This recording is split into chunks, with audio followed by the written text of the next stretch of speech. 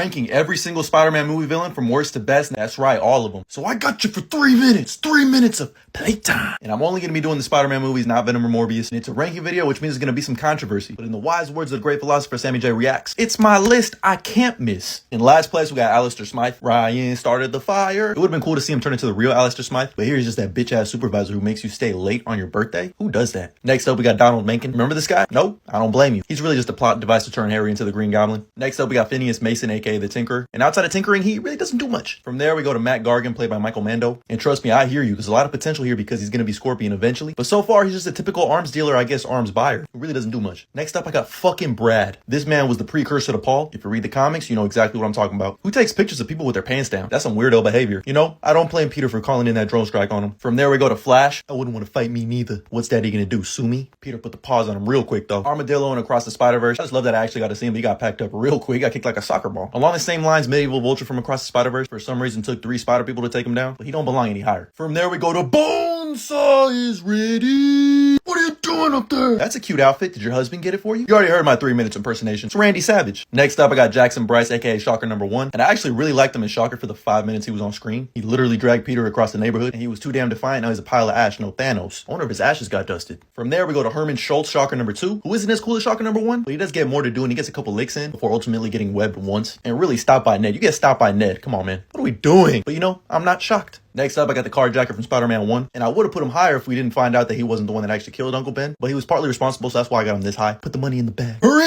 up! Thanks. I'm lumping together Tombstone, Scorpion, and the Green Goblin from Into the Spider-Verse. You know, I appreciate the redesign for these two. Not a big fan personally. I did like Tombstone, but they all really don't get much to do, but they are partly responsible for a couple of deaths, so I gotta put them on here. From there, we go to Rhino from The Amazing Spider-Man 2. I am the Rhino! I told you I would be back! Goofy ass Rhino, bro. He's on this list for the Rhino boxers alone. But that's what you get when you mix a big fat liar with a hungry Rhino. From there, we go to Olivia Octavius, the Doc Ock. It's Catherine Hahn, and this twist threw me for a damn loop. Enough said. From there, we go to the liquor store thief from The Amazing Spider-Man. This man killed Uncle Ben and got away with it. This man killed my uncle, and he's still out there. But I do really love the lesson that Peter learns from this situation. He has to learn to let this guy go and be a hero, not a vigilante. Next up, we got Harry Osborn's Green Goblin from The Amazing Spider-Man 2. And I know, I don't like this. And you're probably wondering, why do you have it this high? It's because technically he was the first domino to drop in Gwen Stacy's death. Oh, I feel like I'm there now. But bro just looks like an elf with genital warts on his face. I thought Dane DeHaan did good as Harry Osborn, but this was not it. And the whole motivation is dumb as fuck. The Osborn disease.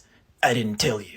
It's genetic. You need Spider-Man's blood to live. Like, alright, whatever. Look at me. When you said Spider-Man said no, you meant you said no. You're a fraud, Spider-Man. Like, what? I feel like this was just shoehorned in there and they should have saved it for the 3rd movie. Next up, I got Venom from Spider-Man 3. My spider senses are tingling, if you know what I'm talking about. Man, this is just not it. Why is Eric from that 70s show fucking Eddie Brock? I'll tell you why. Because Albie Arad forced Venom into this movie, so Sam Raimi said, alright, fuck that. I'm gonna take everything cool about the character and throw that shit out the window. I do like how he's supposed to be a mirror to Peter Parker, and this design is okay, and the origin is pretty much tit for tat like it is in the comic, but he's just your typical, it should have been me! I should have got the girl, the staff job, everything. I come to you, humbled and humiliated, to ask you for one thing. I want you to kill Peter Parker. This man legit preyed on Peter's death. That's what I call preying on someone's downfall. And I also hate how there was no interaction between him and the symbiote, but he killed Harry. That's why he's this high. Next up, we got Dr. Kurt Connors, aka the Lizard from The Amazing Spider-Man. Poor Peter Parker. You stopped me once. You won't stop me again. I actually really enjoyed his character. I thought they made him sympathetic enough with wanting to grow his arm and being pressured at work, but I still wish they would have added his wife and his son, just to add a little bit more weight to his character and his motivations. Instead of being a guy who just lost his arm and wants to grow it back, turning into a giant lizard, and then wanting to turn everybody else into giant lizards, even though that shit would be lizard. But that entire fight scene in the school is peak. It's crazy that was completely CGI. That's something the Flash wish they could have done. That was a weird cough. Next up, I got Electro, and he definitely got some cool points thanks to No Way Home. That redesign is tough. Because to be honest with you, I thought his origin in The Amazing Spider-Man 2 was kind of goofy and corny. Like, they try to go this whole route of him being a loner no one cared about, who tragically becomes a monster. But then in No Way Home, they just said, fuck that, he's a completely different character. But his motivation goes from being a nobody to being jealous of Spider-Man because he gets more attention than you. I don't know, it just felt weak to me. But his visuals and fight scenes, Hans Zimmer's score, the way he plays Itsy Bitsy Spider is pretty funny. But what? That was gonna act like I'm not standing here butt-ass naked? In 8th place, I got Harry Osborn's New Goblin. You knew this was coming, Pete. I protected you in high school, but now I'm gonna kick your little ass. I really wish this was more of a focus in this movie instead of having him have amnesia for most of it, even though some of that shit was kind of funny. Avenge me! And when they team up at the end, this was my endgame Portal scene. And when he died...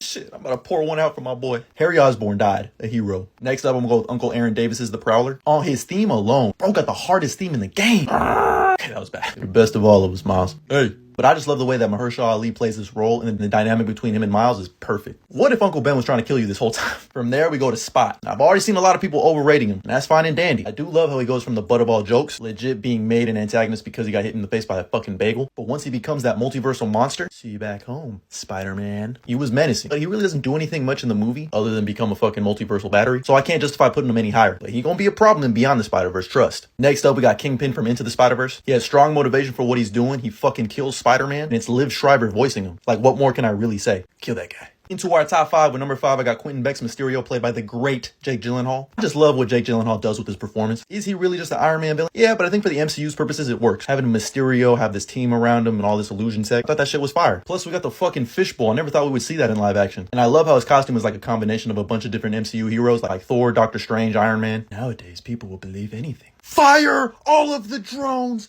now! He low-key won in the end, exposing Peter's identity to the entire world. In 4th place, I got Flint Marko Sandman, played by Thomas Hayden Church. He pretty much stays the same between Spider-Man 3 and No Way Home. And the reason he's this high and as dumb as it sounds, he's the one who actually kills Uncle Ben, even though he didn't mean it. For me personally, I thought everything with Sandman in Spider-Man 3 worked, and I wish it would have been more of a focus. I'm not a bad guy. I've just had bad luck. Penny! Reason he's doing all this is to save his daughter who's sick. He needs the money, which is when he falls into a super collider. Damn, gotta be careful where you fall. And I think this is one of the most beautiful scenes I've ever seen in a comic book movie ever. And he's learning how to use his powers. He can't grab his locket with his daughter's picture. And he's like tearing up, finally mustering up the strength to become the Sandman. I wish they would have kept the sandcastle scene. That shit's fire. Look it up. And the whole apology at the end of the movie was beautiful, especially for a character in the comics who's mainly just a thug. Into our top 3, I got Michael Keaton as Adrian Toomes, the Vulture. Now, this is a perfect adaptation from the comics. I love everything they do with him, make him a blue-collared worker who's responsible for cleaning up all these superhero messes, but once the superheroes get their own people to clean it up, leaving you without a job? Shit, I'd make a big giant Vulture suit too, which makes sense why he would be called Vulture. And that twist that he was Liz's dad the whole time, I didn't see that coming at all. Not to mention that entire car ride scene where he slowly starts to put together that Peter Parker is Spider-Man, and this shot of the red light turning green in particular, fire. I'll kill you, and everyone you love, I'll kill you. Dead. And in the end, he's a respectful man, not revealing Spider-Man's identity because he saved him. Just don't mention anything he's got to do with Morbius. I also wish we would have got more aerial fight scenes. I just always picture that with Vulture, but that's just a minor nitpick. In 2nd place, I got Alfred Molina as Dr. Otto Octavius, aka Doc Ock. Look at the drip. And I love that they kept him the same in No Way Home. He was legit ripped from 2004, and it's still a trip that we actually got this. His origin is a horror story. Beloved scientist goes crazy thanks to the 4 mechanical arms welded right onto his body. Guy named Otto Octavius winds up with 8 limbs. What are the odds? Hoffman! Yeah? What are we gonna call this guy? Dr. Octopus. Crap. Science Squid? Crap. Doctor Strange. That's pretty good, but it's taken. Wait, I got it. Dr. Octopus. New villain in town. Doc Ock. Genius. What are you looking for, a raise? Get out. The dynamic between him and Peter Parker is great. You're getting on my nerves. I have a knack for that. Not anymore. Plus the fight scene, the bank fight, into the side of the skyscraper fight. Butterfingers. Not to mention the greatest fight scene in superhero film history on the train. This man lost his life, wife, mind, and career all in one day. But the power of hope brought him back. And he will not die a monster. And in 1st place, give me rent. Wait, hello, you're fired. Wait, hello? Give me rent. Low-key, it should be this Usher. Mary Jane Watson, she asked me to come, but not to come late. That's called motherfucking boy! But was there ever any doubt that it wasn't going to be Green Goblin in 1st? You know? Bro was a menace in Spider-Man 1 and came back an even bigger menace in No Way Home. Norman's on sabbatical, honey. Some men just want to watch the world burn. No one says no to me. That's who the Green Goblin is, just a menace. Upon first meeting Spider-Man, hey, yo! At first, he thinks him and Spider-Man are similar. Think of what we could create. In spite of everything you've done for them, eventually they will hate you. Think about it, hero. Gave Aunt May a heart attack in Spider-Man 1. Finish it. And then finish the job in No Way Home. Get